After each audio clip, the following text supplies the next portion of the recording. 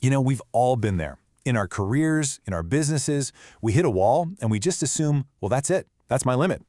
We tell ourselves we're not natural leaders or that we're just not built for numbers. But what if that ceiling is something we built ourselves? What if the biggest thing holding us back isn't our talent, but how we think about our talent? Today, we are diving deep into Carol Dweck's incredible book, Mindset, to unpack the one core belief that really separates the good from the great. Think about it. Why is it that some people see a huge challenge and just light up, while others see that same challenge and just shut down?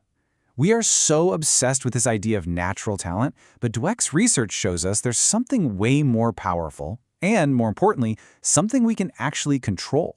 And right here, this is the core idea of the entire book. It's not about what you're born with, it's about what you believe you're born with. And this isn't some small, feel-good idea. Dweck argues this one belief basically dictates your entire path in life, from your business success all the way to your personal relationships. So let's break down the actual framework. Dweck says we all operate from one of two fundamental mindsets. Think of them like your brain's operating system. And figuring out which one you're running right now, well, that's the first step to unlocking your potential. Okay, this slide lays it all out so clearly. On one side, you have the fixed mindset. This is the belief that your intelligence, your skills, everything, it's all just carved in stone. You got the hand you were dealt, and that's it. So every situation becomes a test, right? You constantly have to prove you're smart enough. And on the other side, you've got the growth mindset. This is the belief that your abilities can be developed. They can be cultivated through dedication and hard work. Suddenly, challenges aren't threats anymore. They're opportunities. This quote just nails it, doesn't it? It's all about the self-fulfilling prophecy. If you have a fixed mindset, you avoid hard work because you believe it won't change anything, which of course means you never grow, proving your original belief. It's a vicious cycle. But with a growth mindset, you believe effort leads to results. So you put in the work, you see the results, and that just reinforces your belief. Your mindset literally creates your reality. But look, this isn't just about positive thinking. This framework has massive, tangible consequences for how we deal with the three pillars of getting anything done: success, failure, and effort. So let's start with a big one: failure. How you respond to a setback is almost 100% dictated by your mindset. So for someone with a fixed mindset, if a project fails, that's it. It's a verdict. It means I'm not a good leader or I'm not smart enough. It's personal and it's permanent.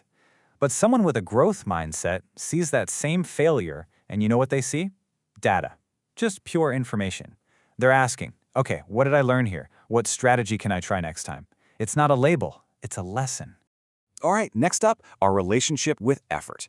And this is a huge one, because our culture has some really strange ideas about this.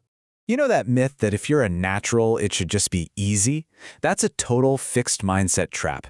It makes effort seem like a sign of weakness. But the growth mindset completely flips that script.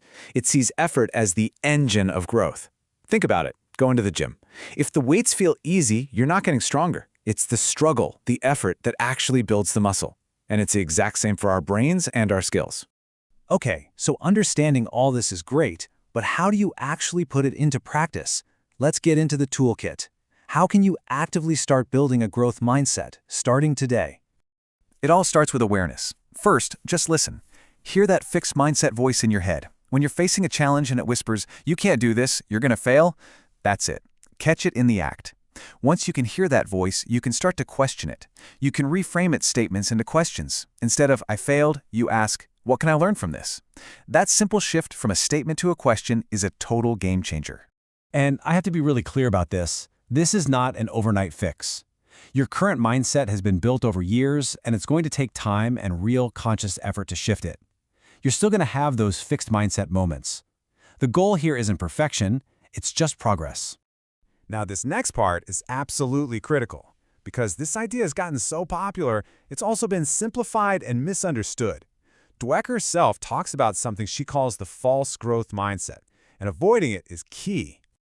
So let's look at these traps. First, just praising any old effort isn't enough. We have to praise smart, strategic effort, the kind that involves learning and trying new things when the old way isn't working. Second, just saying "you can do anything" is empty.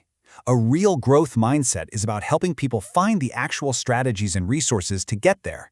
And finally, just being open-minded isn't the same thing. A growth mindset is very specific. It's the belief that you can develop your core abilities. So what is a true growth mindset? It's the deep, honest belief that your potential is fundamentally unknown. It's understanding that passion, smart strategies, and consistent training, compounded over years, can lead to places you can't even imagine right now. It's not blind optimism. It's a strategic belief in the power of process. And that really leaves us with one last powerful question. If you truly accept that you don't know your own limits, that your potential is an open question, what will you do with that? What challenges will you finally take on? Look, we've only scratched the surface here. To really get the full toolkit and all the amazing research, I cannot recommend Dweck's book enough. I've put a link to it down in the description for you. If you got some value out of this today, make sure you subscribe for more deep dives into big ideas like this one. Thanks for tuning in, and I'll see you in the next one.